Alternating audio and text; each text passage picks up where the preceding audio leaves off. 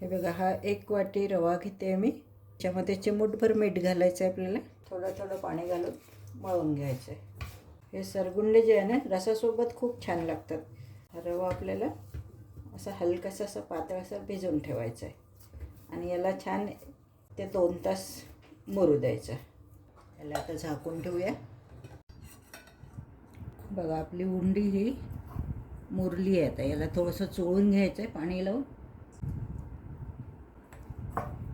अशी नरम करून घ्यायची आहे आपल्याला.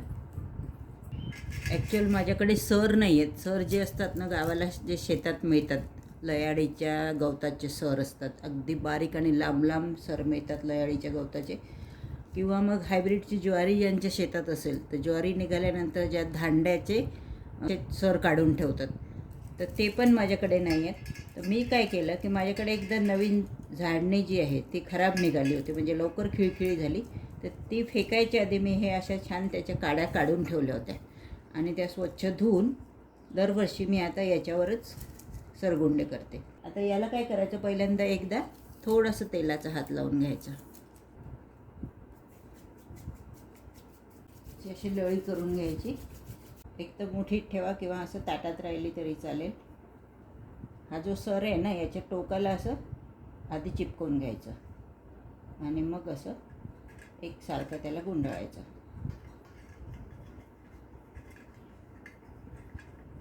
हे तर्जनी आणि अंगठा दोन्ही हाताचे दोन्ही कडचे आपल्याला एकसारखे चालवायचे आहेत.